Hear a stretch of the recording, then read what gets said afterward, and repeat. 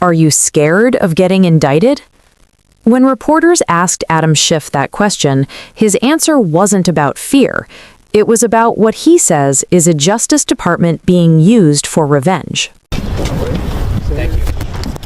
So I want to make just a few comments in light of the charges against Letitia James, because this is another dark day in the history of our democracy when another person on the president's enemies list is being prosecuted by a Justice Department that has been badgered into going after the president's enemies in this campaign of vindictive prosecution.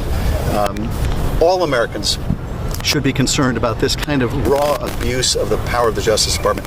I served for almost 6 years in the Justice Department. I venerate what that department once was, but to see it misused this way, to see the awesome power of that office misused this way to so deliberately target the president's enemies to the point where the president tweets to the Attorney General, "I want you to go after these people," and in short order, they do.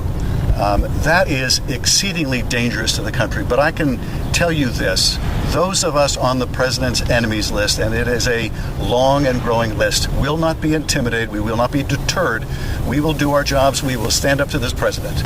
And I would also say to my other colleagues across the aisle that this president's animosity, his vengeance, his disregard for the democracy that has been our proud legacy will not protect you from the president's vengeance. He wants you to know that. And unless members of Congress are willing to stand up to the president when he abuses the Justice Department, or he abuses our military and turns our own military against the citizens of this country, or turns the power of the presidency against all of you in the press, excludes some of you from briefings because you won't use his preferred terminology, or sues you to extract extortionary payments to him, or prohibits mergers from going forward unless you silence his critics. If universities don't stand up, if law firms don't stand up, if our institutions do not stand up, there will be nothing left of our democracy in 4 years, not at the pace we're going. So today, another meritless case brought against another enemy of the president, another body blow to our democracy.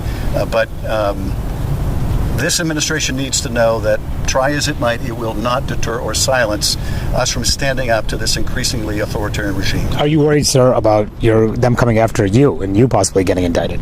Well, I saw the president's instruction, but this is not about me or about Letitia James or James Comey. It is about all of us. It is about whether people who stand up to the president and do their jobs and hold the administration accountable, whether it's accountable for a White House border czar who takes $50,000 in cash in a bag, those who have the audacity to call for accountability. We all have an interest in defending that. And so I would say that all of us on the president's enemies list, we're going to continue to do our jobs. We're going to continue to defend our democracy. We will not be intimidated, but this is a dangerous road we're on. When the president openly, brazenly can tell the Justice Department, I don't care if there are facts, I don't care if there's evidence, they impeached me, or they did this to me, or they did that to me, or they said things about me, and I want you to go after them.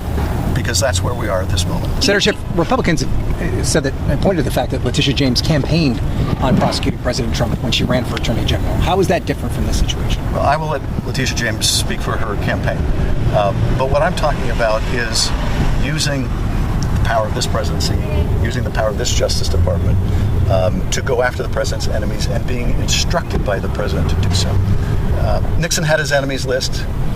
We had nothing like the kind of brutal, anti-democratic, corrupt abuse of the department that we see under Donald Trump. It is truly unprecedented. Do you have confidence in a jury, and do you have confidence that the American people and a jury of Letitia James's peers can still be unbiased and can still bring justice in this instance? Do you still have confidence in that? I still have confidence in the jury system. What I think the American people have lost confidence, though, is in the independence of the Justice Department and the top prosecutors for the department, who are Donald Trump's criminal defense lawyers. I remember when they were up for confirmation, asking them whether they were going to continue to be his criminal defense lawyers or whether they were going to be the representative of the American people. Well, we now have their answer.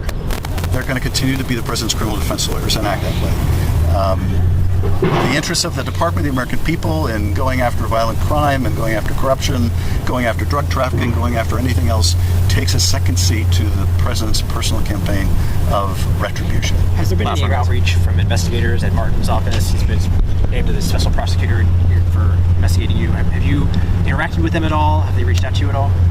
All I can tell you, all I know is from what, frankly, the president says and other Justice Department people say, which is, of course, the most flagrant violation of everything in the Justice Department ethics manual and rules. They are attempting to prosecute these cases in the public, and they make no bones about it. People like Ed Martin openly talk about how, well, if the evidence isn't there, we're just going to name them and shame them. And sadly, that's what's become of this Justice Department. We have people who were here attacking this building, like Jarrett Wise, people who were calling for violence against police officers guarding this building, who are now in the weaponization section of the Justice Department, trying to use that department against the president's enemies. That is just how upside down this is. This has become an injustice department at the very top levels. Thank you. Thank you, Senator. This wasn't a routine press gaggle. It was a warning shot.